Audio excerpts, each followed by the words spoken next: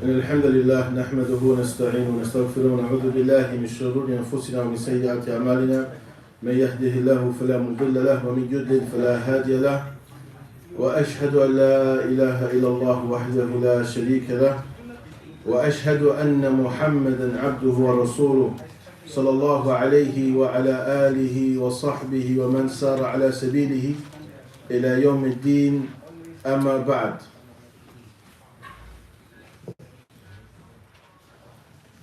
Alhamdulillah, I'm continuing with Umdatul Ahkam. وصلنا إلى الحديث الثالث وأن الثالث hadith. Now, prior to going into something that I was just pondering on today, I wanted to share a benefit, inshallah. Because it's a matter that affects our communities, but it's important that we remind ourselves of this. Sometimes you find in Muslim communities that some people, they don't get along. They have differences among themselves. Of the things that's very important is never inherit another person's problem. That has nothing to do with you. Ikhwan, please, the class is going on. If you're going to talk, go in the back room.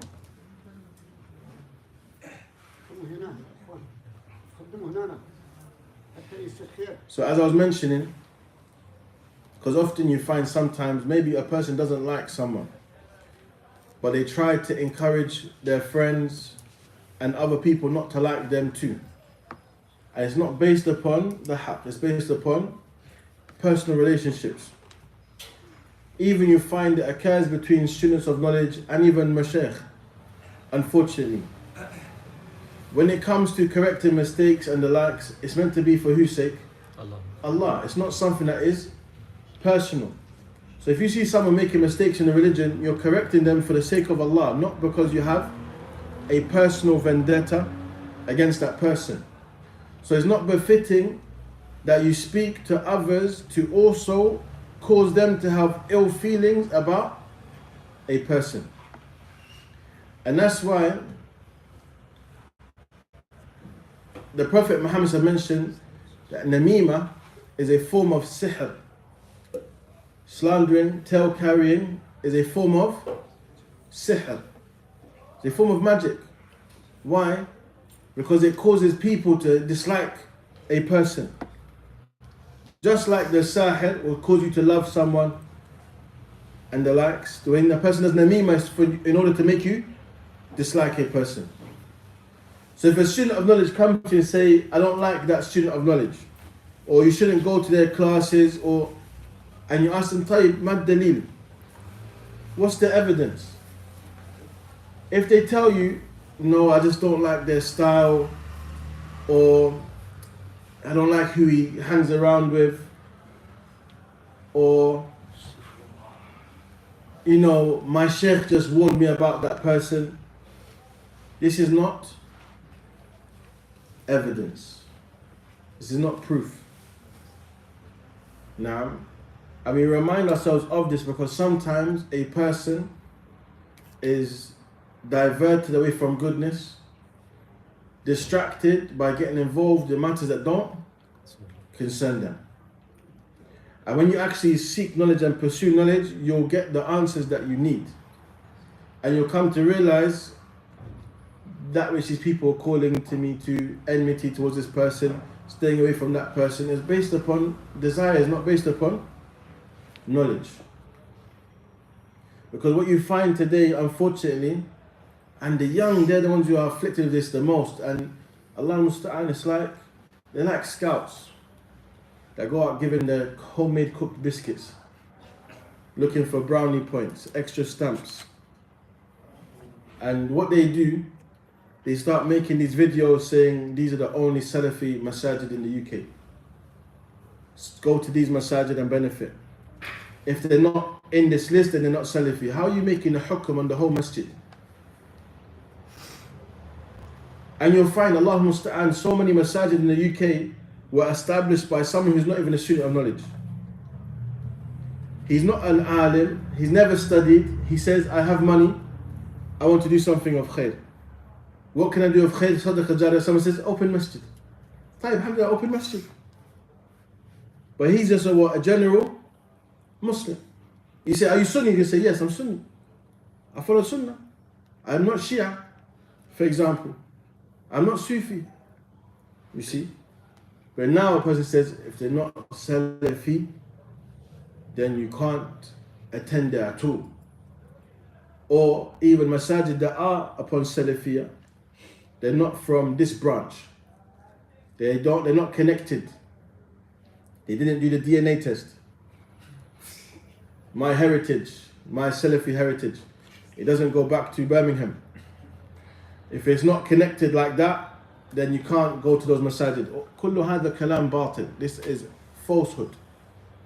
And we're not scared to say it, we don't care, but I'm telling you, for you to have shakhsiyya qawiyya, a strong personality, you see, because you're going to have individuals where you say, I'm going to this class, where? Croydon ICT, ooh, question mark. Don't go there, akhi. طيب, لماذا? You know, they got mistakes. What's their mistake? They're with that sheikh. Say, mashallah, who's that sheikh? I've never seen him before. No, we know he's with that sheikh. Akhi, when did this become a principle of Salafiyah? And why I say it's because people will come to you. This is min turuq ash-shaytan. These are the ways shaitan comes to divert you away from knowledge. Because what will happen, we're studying Umdatul Ahkam. What we're studying? The hadith of the Prophet Muhammad sallallahu alaihi wasallam. Sheikh Fawzan, Sheikh Uthaymeen's explanation. طيب, ليسوا سلفي? Are they not people of Salafiyah? Because then what happens? They tell you, don't go to that masjid. You say, طيب, I'm not going to that masjid no more. Come to our masjid. So for 1 year that you don't go to that masjid, everyone that was in your class, they learned Umdatul Ahkam, fiqh al-ibadat. And you learned in 1 year all the names of the masajid you shouldn't go to. Who got knowledge? You see the difference? This is the sad reality. And you find youth, they actually think they're doing something so good to be parrots like this, to go and so open a page just to say this. They don't know anything. They haven't studied a book. They say these are scholars. Allah musta'an. May Allah rectify our affairs and increase us in beneficial knowledge. Ameen. But the main thing that I wanted to say, be someone who always stands up for the haqq. That's the most important thing. That my stance is the stance of the truth. And the truth is ma'rifatul haqq al-ilm wa ma'rifatul haqq bi dalilihi. That's knowledge. Knowing the truth with is evidence. It's not fulan said. Like even me, if you say to me, what's your opinion on that so-and-so speaker? I'm not going to publicly speak about it. I speak about it personally.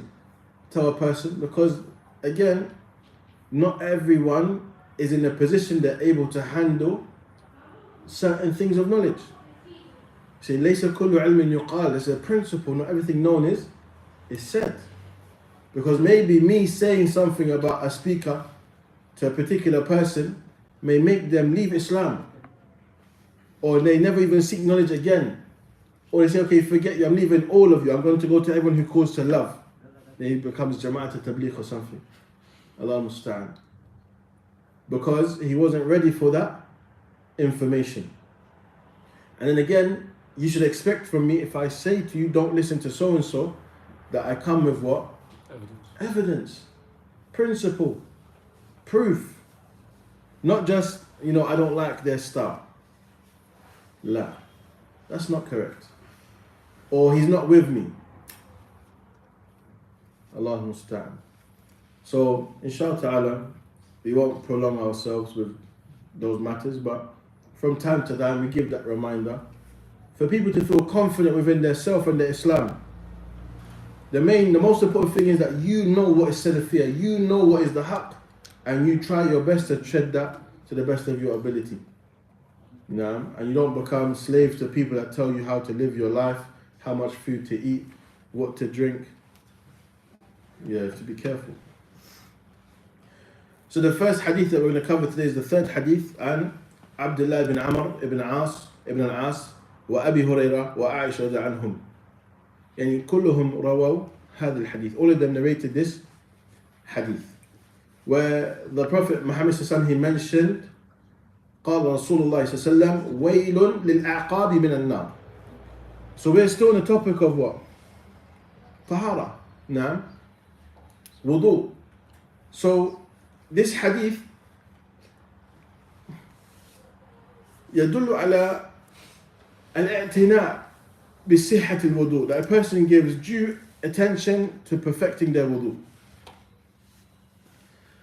وهناك أمور تتكاسل فيها الناس, and that there are matters that people are negligent of. They're lazy in regarding to these matters. وهذا التكاسل قد يبطل الوضوء أو لم يصح الوضوء أصلا. This laziness or lack of due attention may lead to a person's wudu being nullified or not being correct in the first place. So it says وَيْلٌ لِلْأَعْقَابِ, because often you find people, when it comes to washing their feet, they don't do it properly. So وَيْل هذا اسم واد في النار. This is a name of a valley in the hellfire. أسماء من أسماء يعني اسم الوادي في نار جهنم.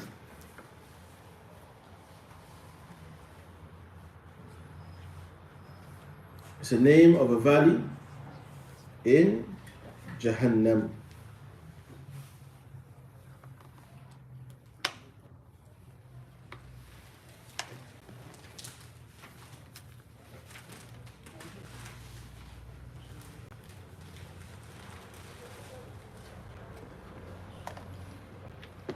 And وَيْلٌ لِلْأَعْقَابِ, yani woe to the ankles from the hellfire, or to the heels. نعم. وَعَقِبُ الشَّيْءِ آخِرُهُ, and it's the end of it. And I mentioned the reason why this hadith was narrated, because they were traveling, or now the Prophet Muhammad sallallahu alaihi wasallam was delayed behind them in a journey.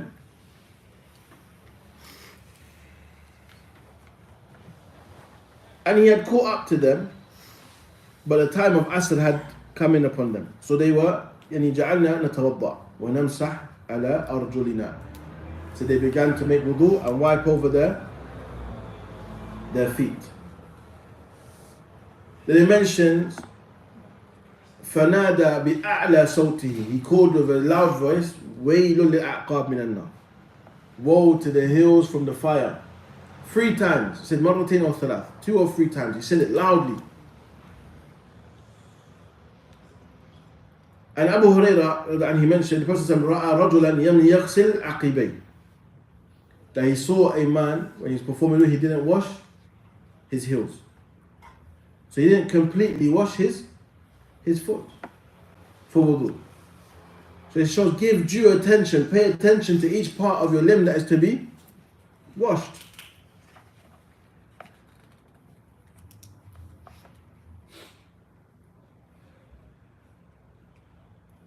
Now, another example of the things that people fall into when it comes to wudu, that the wudu is not correct, عند غسل اليدين, when it comes to washing the hands. The first time you wash your hand, what is the ruling of this? Sunnah. Can sunnah take the place of a rukn? لا. والفرض لا. So when it's time to wash your hands up until your elbow, you can't say I washed my hands already, so you start from the wrist and wash up until and including your elbow. هذا لا يصح. This wudu is not correct. You have to wash from your fingertips into your elbows. Now, so if a person does this, that's not wudu. You've left your whole hand. The first time washing your hand does not take the place of washing your hand up until your elbows.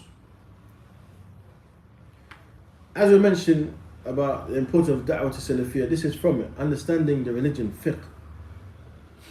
And there were some brothers, I remember one of the elders, he informed us of these young brothers that were warning against everyone. He said, let me ask you one question. How do you make wudu? And the one who answered, he done that from the hand, from the wrist. He said, you know who's on and who's off, but your wudu has not even been correct for how many years you've been Muslim. So you left off al-aham, you've left off what is more important for you. Miftah salatik, the thing that is the key to your salah, you've left this off. But you can tell me who's on and off, but you don't know wudu. Allahu musta'an. This is the problem that we have today. Now we have to understand the religion properly. We learn aqidah, we learn fiqh properly. So, An-Nabi sallallahu كان يعتني بتعليم الصحابة. As we know from this hadith also, the Prophet Muhammad would give due attention to teaching the Sahaba. And when they made mistakes, he would correct them. وأحيانا يرفع صوته لعموم الفائدة. He raised his voice because the general benefit is for everyone to benefit. Now, and sometimes you may see one person make a mistake, but it's better to make it general so it doesn't cause haraj.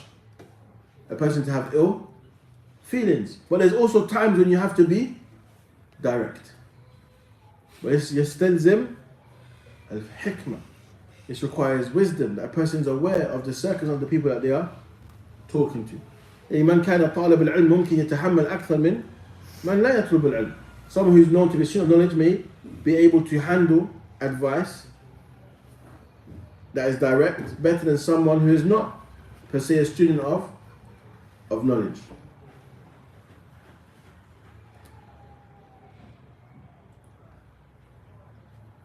Of the things that we benefit from this,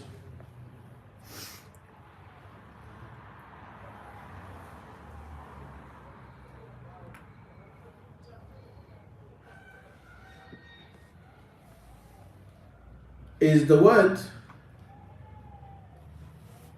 waylun. It mentions a number of benefits of what comes from this word. It says 6 different statements of benefit of the word wayl. Of them, تقال لمن وقع في الهلاك. It's said for the one who has fallen into something of destruction. Yeah, something that is a destructive sin. That may make a person deserving of punishment. It's a major sin. وَتَقُولُ لِمَنْ اسْتَحَقَّهُ. It's also said to one who is deserving of it, deserving of punishment. Also some say أنها الهلاك نفسه, that is destruction in of itself.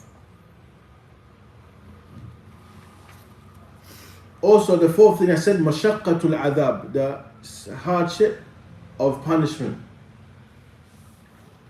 وأيضا الحزن, sadness, grief. And the 6th, يعني واد في جهنم. That is the name of a valley of Jahannam.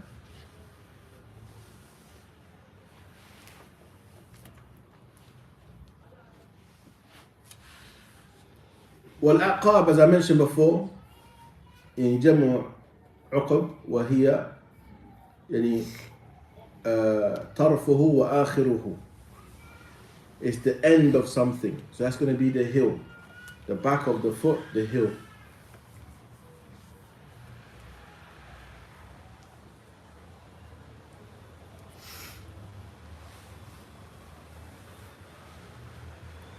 Or it can be the part that's like the tendon, the Achilles. As it came in another narration, وَيْلٌ لِلْعَرَاقِيبِ. Al-Araqib is the jam'u urqub. And that is the Achilles tendon. So it's that part of the foot, the back of the foot around the heel and the Achilles tendon.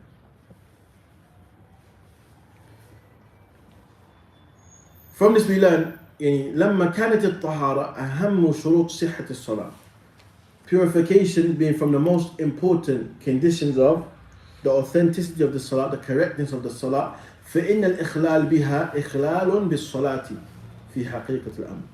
That if this is not correct, falling short in this corruption of the conditions, leads to corruption of the actual salah itself. So if the conditions are not in place properly, the validity of the salah is impacted by this. فلذلك حذر النبي صلى الله عليه وسلم من الإخلال بالطهارة. And for this reason the Prophet صلى الله عليه وسلم warned against falling short in matters of purification.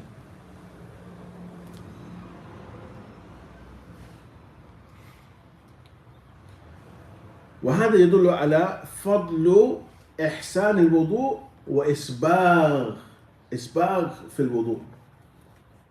السلام عليكم، كيف الحال؟ بلغ سلامي على الوالد، الله يبارك فيك. This shows the virtue of what? Beautifying your wudu and going a bit not extravagant. So you make sure you ta'ummu jami' al-qadam, you wash all your foot and you don't take it lightly. Now, also from the hadith we learn a number of benefits. Jawazu raf' as-sawt bil-'ilm, the permissibility of raising your voice with knowledge. As I mentioned, فَنَادَى بِأَعْلَى صَوْتِهِ, and he called with his loudest voice. So it shows the permissibility of raising your voice with knowledge. Now,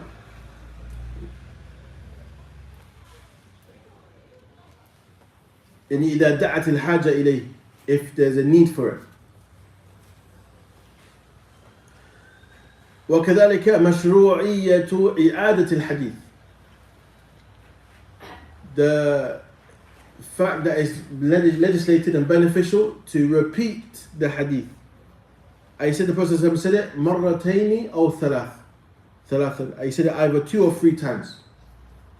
فإذا دعت الحاجة إليه يعني تكرار الحديث, يعني repeating oneself.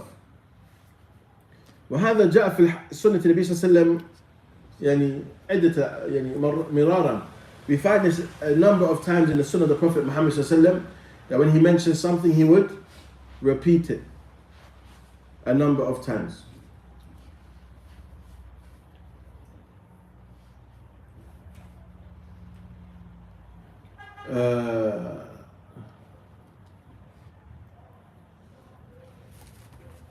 حتى الحديث يعني لا تغضب, فقرر مرارا, كان يكرر نفس النصيحة, he would repeat the same advice.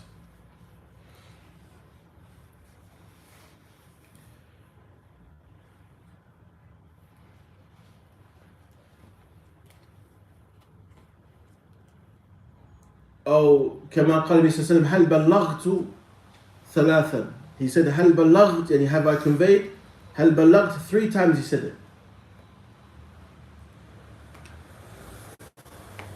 ألا وقول الزور, or he said ألا وقول الزور, يعني warning against false witness, lying in your speech, lying in your witness, and he would keep repeating this. Also, from the benefits of this hadith, وجوب تعليم الجاهل وتغيير المنكر, the obligation of teaching the one who is ignorant, the obligation of teaching the one who is ignorant, the one who doesn't have knowledge. إذا علمك الله شيئا فيجب عليك أن تعلم الناس. If Allah teaches you something, then you have to teach others. لا سيما إذا دعت الحاجة إليه, especially if there's a need for it. أنت تعلمت صفة الوضوء مثلا أو صفة الصلاة. You've learned the description of the Prophet Salah, the description of how he made wudu. صحيح؟ فدخلت المسجد ورأيت من يتوضأ بالأخطاء. You enter the masjid and you see someone making wudu with errors. لا يجوز أن تسكت أنت. You're not allowed to be quiet now.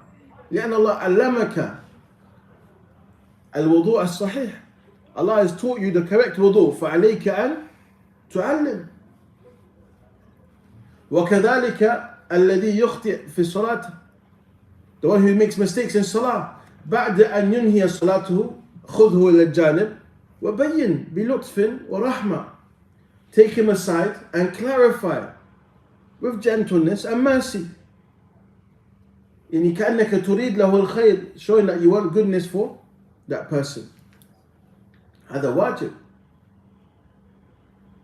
أو مثلا أنت تعلم قراءة القرآن, you know how to recite the Quran, وهناك من يقرأ القرآن في المسجد بجنبك بصوت مرتفع, they read the Quran with a raised voice, ولكن يخطئ في القراءة, لكن they're making mistakes, فنبئه, alert them, teach them. يعني مثلا لا يمد المدود, he doesn't elongate the مدود, فقل له النبي صلى الله عليه وسلم كان يمد القرآن مدا. Prophet used to recite the Quran with the elongation of the مدود, يعني بالتجويد. نعم. فعلمه, قل طيب يعني إذا أردت أن تتعلم كيف تقرأ القرآن استمع إلى حسري مثلا, وهناك شيخ يدرس القرآن التحق بدروسه مثلا, شيخ teach القرآن, go and join him. تتعلم كيف تقرأ القرآن, تقلد علماء القراء, copy those who are proficient in reciting the Quran, like this. Don't leave a person. So one is teaching, one is ignorant, and also changing evil. وهذا مبني على الحديث من رأى منكم منكرا فليغيره بيده فإن لم يستطع فبلسانه فإن لم يستطع فيقرأه في قلبه وذلك أضعف الإيمان. The one who sees an evil from among you, let them change it with their hand.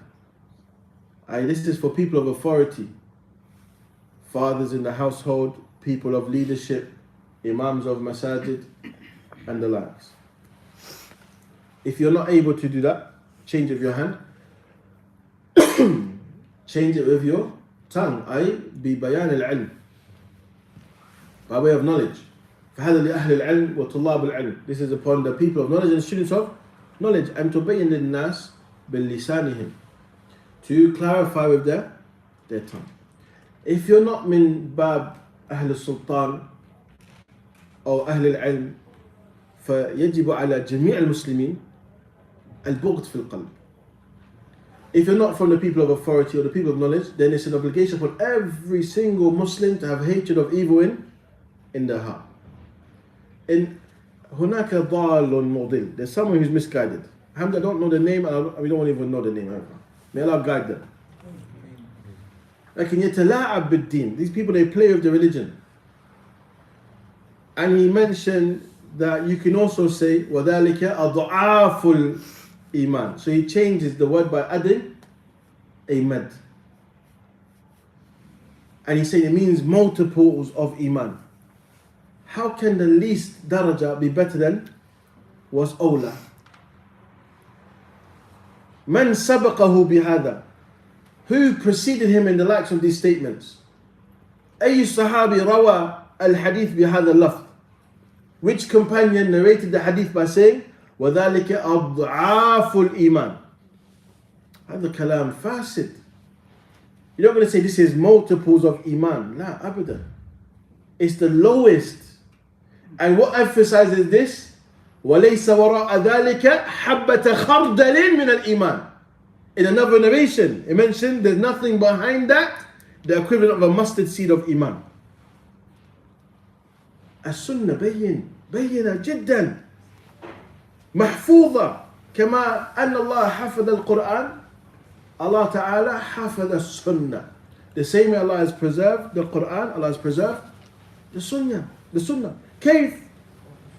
بصدور الناس, بالعلماء, by way of people of knowledge.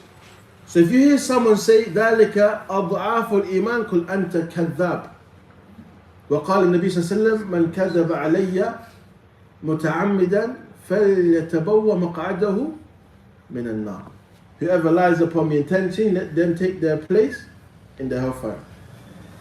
من علامات المبتدعة, from the signs of the people of innovation, أنهم يأتون بالجديد في الدين.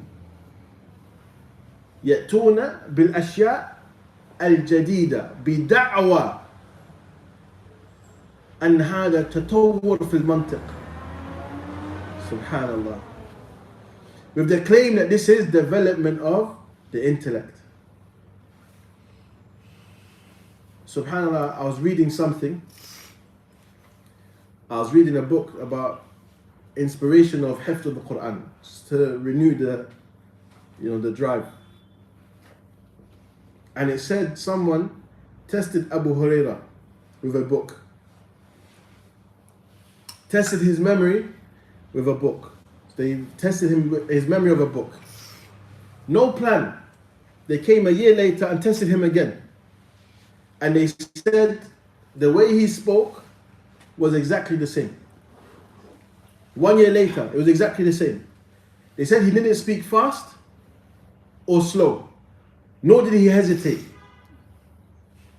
In a word, it was exactly the same as the way he narrated it a year ago. These are the people Allah chose to carry the Sunnah. Abu Huraira, and this is the ta'an fi Rafida, that they tried to curse Abu Huraira, saying how can he narrate so much hadith and he lived a short time with the Prophet Muhammad sallallahu alaihi wasallam. Man zakkahu, who's the one who gave him that tazkiyah to say yes, he's a person of hadith? And Nabi sallallahu alaihi wasallam. Because Abu Huraira asked the Prophet Muhammad sallallahu alaihi wasallam a question of hadith, and he mentioned, I knew no one would ask me about this but you, لِحِرْسِكَ عَلَى الْحَدِيثِ, because of your determination for the hadith of the Prophet Muhammad sallallahu alaihi wasallam. Man waffaqahu لهذا, who's the one who gave him tawfiq to this? Allah subhanahu wa ta'ala.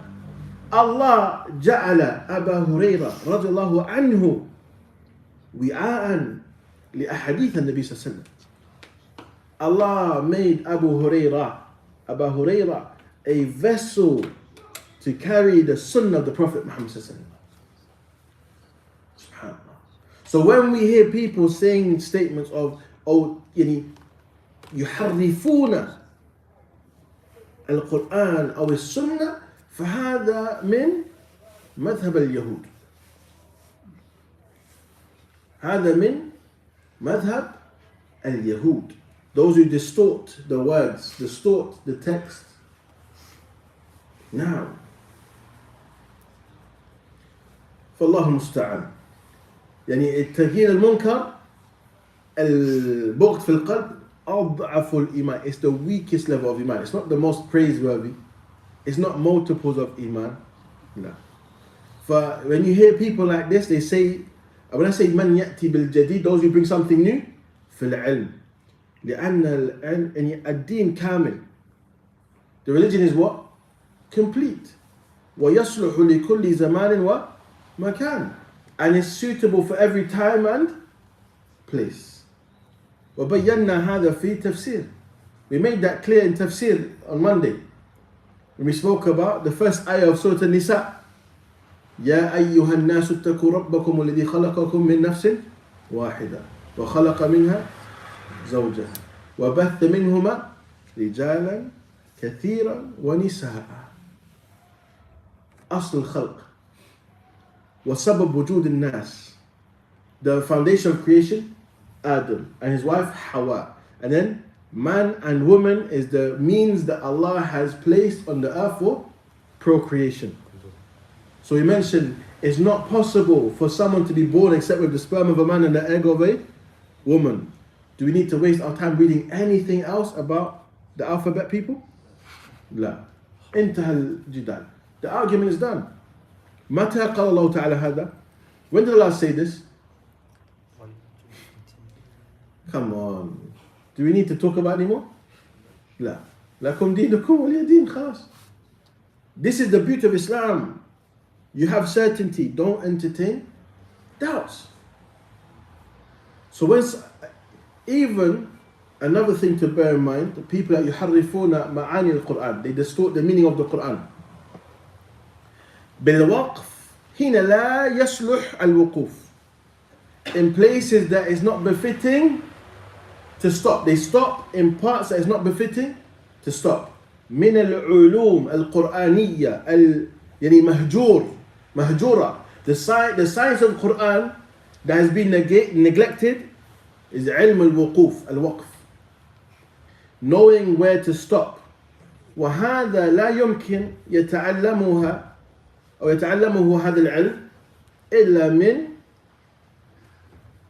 ليس مجرد القارئ, not just someone who is a reciter, ولكن من له فقه والعلم. لهذا إمام مالك رحمه الله قال يعني لا أسمع حرفا واحدا من 70 قراء أو قارئا في المدينة لا يسمع منهم حرفا واحد. سبحان الله. He said there were 70 reciters of Medina, I won't even listen to one letter of them. لماذا؟ صاحب الصوت القرآن الجميل يعني القلب يحبه. The one who has a good voice of the Quran, the heart loves it, right? ولكن إذا هذا الصوت صاحب الصوت مبتدع يحرفون معاني القرآن, the one who is a person of innovation, they change the meaning of the Quran, هل يصلح الاستماع إليه? Is it befitting for you to go and listen to that person? لا. يقولون بالوقف ما لا يصلح الوقف لأن هذا وقف قد يغير الحكم والمعنى المفهوم, because even the way they read and they stop in places you're not supposed to stop, it may change the ruling, or they use it to say the ruling that they want, that they desire, and the likes. والله المستعان. هذا مهم جدا. It's important to understand من يؤخذ منه العلم, who are the people that you take knowledge from. Now, see, in regards to wudu, what's the difference between washing and wiping?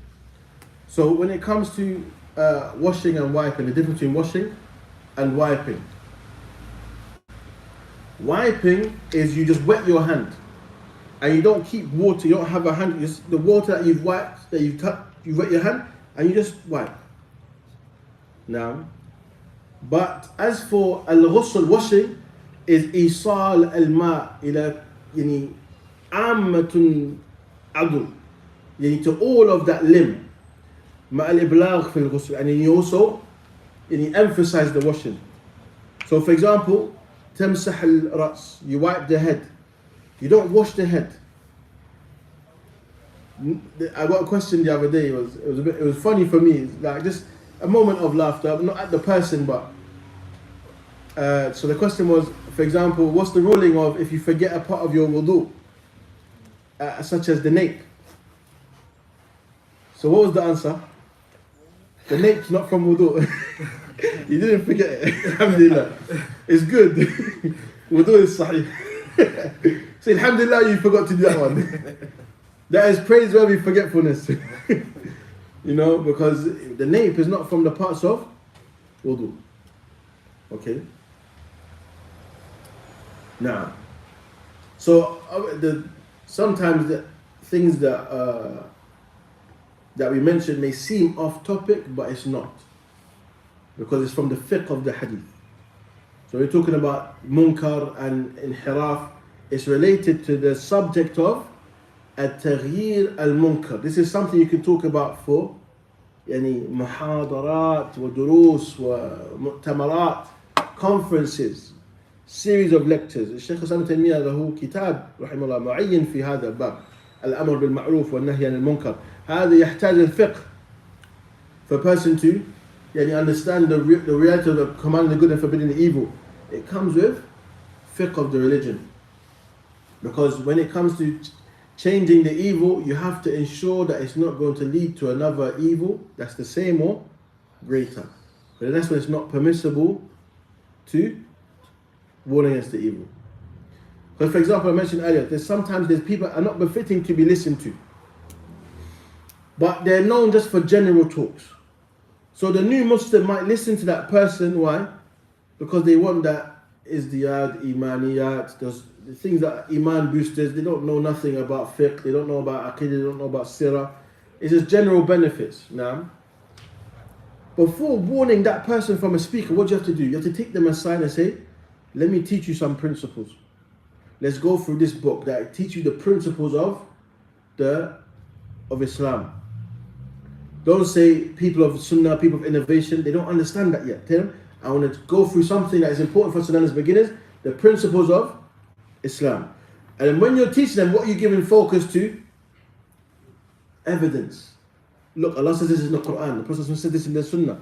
Don't say my words. Look at the words. That's why I look at the works of Muhammad Abdul Wahhab rahimahullah. Look how many people hate Kitab al-Tawheed. لا يبغض هذا الكتاب إلا المبتدع. That's صراحة. No one hates this book except for the people of innovation. Why? Because when we look at the book and he says Bab, Qawlullahi ta'ala. What did he say? The word from himself is what? Bab.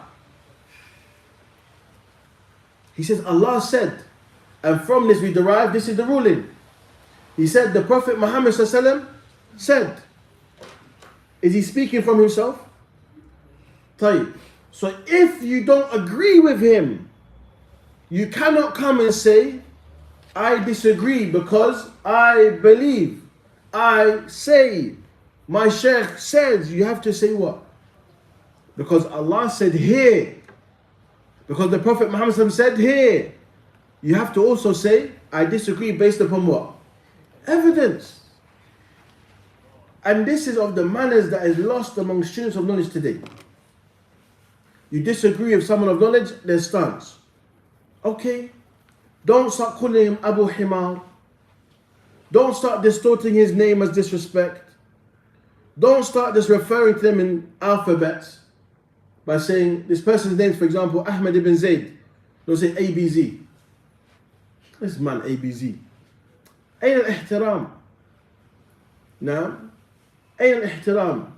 أين إرادة الخير? You don't shun a person's character or personally attack them if the mistakes are in knowledge. You correct the mistake. But today that is lost because sometimes there's no mistake to be corrected. The mistake is that you have opposed my opinion. Wallahu musta'an. And what do they start doing? They start to curse you as a person, your character. They're not correcting anything that you have said or written. That is a sign that that person who is speaking about you has no knowledge. When you argue with someone or you debate someone, the moment they start to curse you as a person, know that that person's run out of knowledge. They no longer have any proof to maintain that argument. So now it becomes a personal attack. It's a distraction. It diverts us from the topic. And if you fall for it, you give them ammunition against you. Because what's going to happen? Someone cusses you. You're going to get what? Defensive. So then your cuss has to be worse than theirs. Allahu musta'an. Where's the knowledge now? It's emotional. I remember I translated for a sheikh, and someone tried to say to me, oh, you shouldn't have translated X, Y, and Z. Have you heard about what the Mashaykh have said about this person? And then he sent me something. And in this thing, it was a criticism by mentioning the sheikh's position of work. In kulli ihtiram, I said, if a sheikh speaks with knowledge, then the correction should also be based on knowledge. The response should also be based upon knowledge like it. There is no need to mention job title. A person can be a cleaner, can be a bin man, but he might have memorized the Kutub al-Sitta. وَدَرَسَ التَّعْلِيقِ مع الشيخ عبد المحسن. You don't know. The fact he's working that job, لا ينقص من حقه في العلم. The job he has, unless the job is haram, does not take away from the credit in knowledge. So we don't look at who said it, we look at what was said. If a child comes and says, you've made a mistake, قال الله قال النبي صلى الله عليه وسلم, you don't say أنت الصبي, يعني ما تعلم شيء. You don't say you're a child, what do you know? You say جزاك الله خيرا. And if you have knowledge to say why you've done what you've done, you say ولكن أنا تعلمت هذا وهذا الجميل تجده عند الصحابة. That's the beauty of the Salafiyah. The Sahaba were like this. When it came to the one who mentioned Man ra'a al-kawkab al-bariha, who saw the shooting star last night, and the Sahabi said أنا ولكن ما كنت أصلي لكن لدغت فاسترقيت. He was bitten, so he sought ruqya. And what did the Sahabi say? What made you do that? And he mentioned the hadith, and he said أحسن من انتهى إلى ما سمع. Good is the one who they stop at what they've heard, they act upon knowledge, even though they were of the opinion you shouldn't seek ruqya. But prior to hearing the hadith, so it wasn't like, what are you doing? Are you stupid? Where's your mind? Anta Dajjal. La. It was, mashallah, based upon knowledge. Khalas. If you're going to take that as your stance, say, وَلَكِنْ سَمِعْنَا النَّبِي صلى الله عليه وسلم يقول. The other response is, but we heard the Prophet Muhammad say this. That's how it's supposed to be. You have a stance based upon knowledge. And al-ulama al-kibar imtathalu bihada. They are the ones who gave us the best example of this. We're going to talk about matters of salah and all the likes, but just look for. Sheikh bin Baz, rahimahullah, was of the opinion that when you pray, when you get up from ruku', you put your hands back on your chest. Sheikh Al-Bani, rahimahullah, was of the opinion that this is bid'ah. But when he prayed behind Sheikh bin Baz, what did he do? Where did he put his hands? On his chest. Subhanallah. Why? Because of the hadith, إِنَّمَا جُعِلَ الْإِمَامِ لِيُؤْتَمَّ بِهِ. Because the Imam was made to be followed. This is the beauty of what? Knowledge. He didn't say لا تصلي بالناس أنت تبتدع في الصلاة. He didn't say no, you shouldn't be leading us in salah because you fall into bid'ah.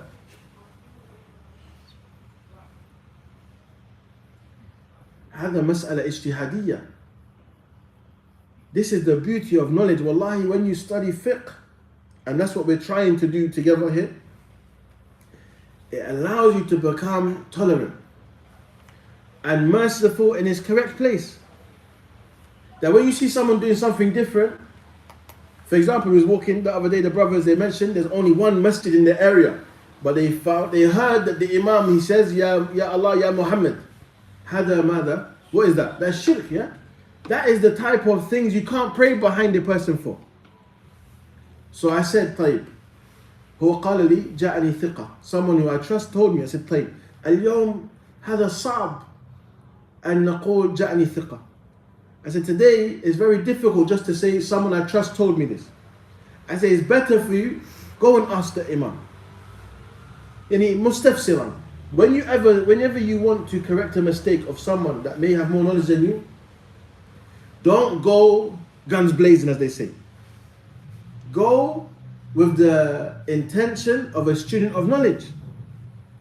I want to learn something from you.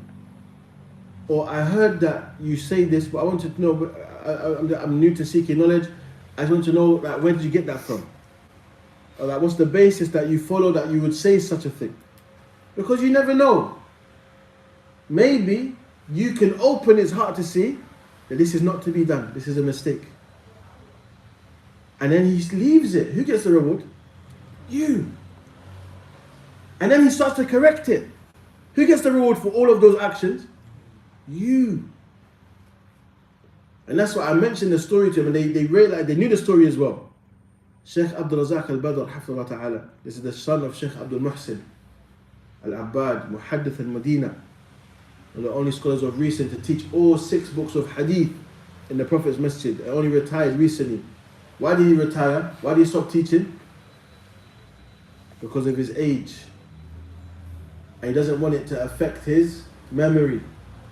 He doesn't want to make mistakes. هذا مذهب أهل الحديث. When a person of knowledge starts to get senior in age and it may affect their narration, they stop narrating hadith. That is the ways of the scholars of hadith. This is knowledge. They know when it's time to talk, when it's time to stop. For the sake of Allah, he stopped teaching. Why? So the people are not given mistakes in knowledge. But his son, Sheikh Abdul Razak, subhanallah, of the most beneficial scholars of today, the tarqiq al-qalb, to soften the heart. Like the Ibn Qayyim of the time that we're living in now. He said he was in the masjid and someone was making dua, but they were weeping. And when you have iman, when you see these things among the ummah, it affects you. You might even cry just from seeing it. It softens your heart to witness such a person in a state mutadallil, khashia, yani muqbil ala Allah. That person is in a state of that humility before Allah subhanahu wa ta'ala, calling upon Allah, making dua to Allah. So the Shaykh said, I got close to him to hear what he was saying in his dua. And then he found that he was calling upon the Prophet Muhammad. Shirk. And this is what teaches from this hadith, the fiqh of this hadith. What did he do? الشيخ ليس رجل عادي. He's not a normal person. يجب عليه إنكار المنكر وتعليم الجاهل. The same thing we've mentioned here. He had to what? Teach the one who had ignorance. Correct the mistake. What did he say? He mentioned to him آيات. يعني قال ربكم ادعوني استجب لكم. يعني أن الدعاء عبادة. نعم. إن الذين يستكبرون عن عبادتي سيدخلون جهنم مع داخلين. He mentions it. Clear. الدعاء هو العبادة. He's saying all of these evidences. So he mentioned to him, what do you think about what I said? This is Sheikh Abdul Razak saying to the person who made this mistake in dua, fell into shirk. He said, what do you think about what I said to you? And he said, استغربت, I was shocked by the response. He said, you have said to me, Allah said, and the Prophet Muhammad said, and then you ask my opinion. But he's making shirk just now. He said, Wallahi, هذا أول مرة أسمع هذا في حياتي. He said, this is the first time in my life I've heard what you have said. But some of us today, what would we do if we saw someone doing that? That's the question we have to ask ourselves. Do we follow the manhaj, the madhab of the ulama, the scholars, when it comes to correcting mistakes? We won't even go to that person. We will go to our friend, Akhi, that person is mushrik, man. Kafir, Akhi. That's what we'll do. We say, Akhi, mushrik. Akhi, man made dua to the Prophet Muhammad sallallahu alaihi wasallam. Can you believe that, Akhi? A'udhu billah, man, stop doing that. I haven't spoke to the brother yet. I'm speaking to my friend. The brother will walk past you, you talk about saying, Ya akhi, him akhi. That's what some of us are like today. Allah musta'an. That's the sad reality. Why? Because we've lost manners. Lost manners, akhi. So you find there's narrations, Wallahu alam, if they're authentic. Or the Salaf, they say they saw someone drinking khamar or something, they say it fell on him. They don't haste to make judgment of a person. But you assume someone doesn't know. And be gentle, maybe, do you know what I've learned? Let me teach that person. Because wallahi, if they change their ways, then you'll be upon great goodness with Allah subhanahu wa ta'ala. Because there'll be so much times this stuff happens, you'll forget about it. But when you're going to know? يوم القيامة. إن هذا كان لكم جزاء وكان سعيكم مشكورا. Yawm al-Qiyamah, you'll find out the things that you forgot that you done for the sake of Allah, the advice you gave to someone.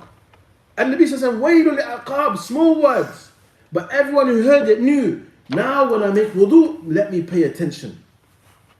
Let me pay attention. Someone who benefits from the advice you have given, wallahi, you don't know the fruits that will come from it. Look at the book that we're studying alone, Umdatul Ahkam. Ibn Qadam al-Maqdisi, he was asked just to combine hadith from Bukhari and Muslim from fiqh. Do you think he had in his mind that it will be printed in explanations abundantly, so much scholars will give due importance to it? Do you think he knew it would bear these fruits? La. And that's what you find of the ways of the scholars of the past. Most times, the only time they wrote a book is if they saw an evil that needed to be addressed, or it came as a question. And Allah gave them tawfiq because of the ikhlas that they produced things that were so beneficial. Even after you look in Bulugh al-Maram. Bulugh al-Maram, over 1,000 hadith. And it's said that he wrote it as an advice to his son. That's why he authored Bulugh al-Maram. For his son to have a number of hadith to review and worship Allah upon. And now look at how much explanations there are of Bulugh al-Maram. Ibn Hajar, rahimahullah, is in his grave and getting reward for everyone who's explained it, everyone who's taught it, everyone who's studied it, everyone who's memorized it. And he's not doing anything. That is the beauty of Islam. That is the key to living a long life. You see, the Imam Khalifa, rahimahullah, that got executed today. You know, when I pondered on the situation today, we are grieved. I said, subhanallah, look how this is bringing me to tears. I don't even know him. I only found out about him last week. Know nothing about him. But the thing that stands out the most is the da'wah that he's left behind. Now, what are people going to remember more than the whole case of his last words? He didn't say in his last statement, let me just try and take one last opportunity to prove that I am innocent. He accepted that who knows his situation? Allah subhanahu wa ta'ala. He said, Alhamdulillah ala kulli hal. Where did he say he learned this from? He said, whenever the Prophet Muhammad sallallahu was faced with difficulty, he would say, Alhamdulillah ala kulli hal. That is the first step for qabul, accepting the qadr of Allah subhanahu wa ta'ala. That even non-Muslims, they're reading his statement saying, devout Muslim, his final words, all praise is due to Allah in every situation. That is from who? Allah subhanahu wa ta'ala. Many people will see this and say, subhanallah, if a man can have a belief that gives them this conviction, that they're at peace with themselves, with what is ahead of them, I need to look into this. Wallahi, you don't know how many people are looking for what that man had. Looking for something that they can believe and be unwavered. Something that they can believe, knowing the truth, that they reach a place in their life, they have ultimate acceptance. Acceptance of what? What Allah subhanahu wa ta'ala has decreed. So I further looked at other videos about what he says. And subhanallah, key factors. You know, we have to question ourselves. If I knew I was going to die in a number of hours, potentially, what am I thinking about what I need to do prior to that? Or what I'm going to be hurrying to do prior to that? He's saying, I learned that the Prophet Muhammad ﷺ, he made a dua. If life is good for me, because only Allah knows, then allow me to live. But if death is good for me, then take my life. How can someone reach that point where they have that acceptance and submission in their life? Except with Islam. That firm belief. Because again, that belief that we have as Muslims, that firm resolve and conviction is based upon knowledge. Knowledge from who? Allah subhanahu wa ta'ala, the one who actually created you. And that is the biggest lesson that He's left behind. So again, we hope that He's from them also. That Allah has given a long life. Because even people that were Muslim and sinful, when they see his story, it inspires them to make tawbah, to return to Allah subhanahu wa ta'ala. One of the brothers, he mentions when I were speaking to him, one of the final phone calls, he said, Allah gave you an opportunity that He doesn't give to others. That you kind of knew when your appointed time was coming. So you was able to prepare for it. But there's some people, when that time comes, they're in sin. That death comes to them in the middle of sin. And there was no chance to change it. This is from the mercy of Allah subhanahu wa ta'ala. That's why you see sometimes we look at a person's situation, you're saddened and you grieve from that which is apparent. But when you contemplate, you wish you was in a situation like them. You become jealous and you ghibta, but this is the good praiseworthy jealousy. That you actually become happy for them. And it's not a thing of saying, no, this doesn't prove he's guilty. La. That's the thing that he mentioned. Justice will be established regardless. When? On the Day of Judgment. If a person's oppressed today, don't worry. On the Day of Judgment, when you need the compensation the most, that's when you'll get it. That's when we need it the most. So the Muslim doesn't lose hope. The Muslim never loses hope. And again, you look at any opportunity that you can be a key to goodness. That you inspire someone to follow the truth. You inspire someone to make tawbah to Allah subhanahu wa ta'ala. You inspire someone to correct a mistake. And that's why you see, and Nabi sallallahu alayhi wa sallam, yu'ta or utiya jawami' al-kalim. Of the things that Prophet was given, small words that have immense benefit. That you think, okay, it's not just the fact he said, woe to the ankles, the heels, the Achilles, when you're making wudu. What does that represent? All of these matters that we've mentioned is going back in reference to this hadith. And that's what is called the benefit of fiqh al-hadith. Yani fiqh of hadith is when a person looks at the hadith and all of the benefits you can derive from it. And look how many things we've mentioned. From small words, the obligation to teach ignorant people, the obligation to change evil within our capacities. And we ask God to make us of those who are al-muslihin. Ya Rab. That He makes us from those who are rectifiers, those who rectify the affairs of the worldly life, correcting the mistakes, inshallah ta'ala. And next week, as I mentioned, there'll be no class. The week after, we'll have class, inshallah. In general, as a principle, what we're going to do, every time we cover 10 hadith, we're going to have a test on 10 hadith. Now, we have a test on 10 hadith every time we cover 10 hadith. And the test will be based on fiqh of hadith, inshallah. Now, you won't have to know the hadith by heart. The hadith will be present for you to know that you need to do the test on this hadith. Those who are memorizing, if you want that, again, that's another matter. Those from Sheikh Mahmoud al-Dawsri, I'm going to say that you asked inshallah, and see what he says. Inshallah, we hope that he comes back. But now, نكتفي بهذا. اللهم صل وسلم على نبينا محمد وعلى آله وصحبه أجمعين. بارك الله فيكم. السلام عليكم ورحمة الله وبركاته.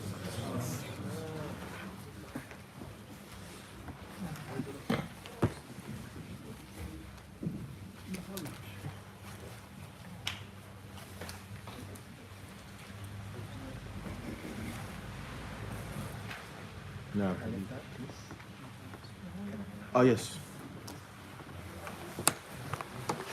can I put them in? no problem.